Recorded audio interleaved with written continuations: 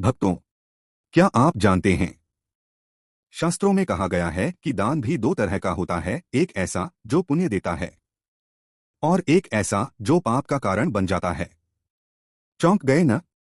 हाँ, दान भी कभी कभी अशुभ फल देता है और यही कारण है कि शास्त्रों में दान करने के 6 नियम बताए गए हैं जिनका पालन करना अनिवार्य है।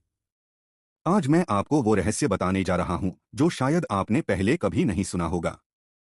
पहला नियम, समय का ध्यान। शास्त्रों में कहा गया है, कालानुकूलन दानम, यानी सही समय पर किया गया दान ही सर्वोत्तम होता है। विशेष पर्व, एकादशी, अमावस्या, गुरु पूर्णिमा या संकट के समय किया गया दान कई गुना फल देता है। दूसरा नियम, पात्र का चयन। अगर दान गलत व्यक्ति को दे दिया तो उसका पुण्य नष्ट हो सकता है। शास्त्र कहते हैं, अयोग्य दत्तन दान न पुण्यम न फलप्रदम। इसलिए दान हमेशा जरूरतमंद, सज्जन और धर्मात्मा को दें। तीसरा नियम, निस्वार्थ भाव। दान कभी दिखावे के लिए नहीं बल्कि भगवान को साक्षी मानकर करना चाहिए। जो दान सिर्फ नाम कमाने के लिए किया जाए उसका पुण्य आधा हो जाता है। चौथा नियम, शुद्ध कमाई का दान।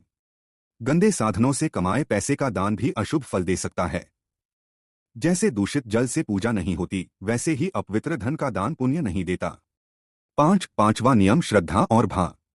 शास्त्र कहते हैं, भावेन ही प्रदत्तंतु फलंच बहुशो भवेत। मतलब भावनाओं से किया गया छोटा दान भी बड़ा फल देता है। छठा नियम, गुप्त दान।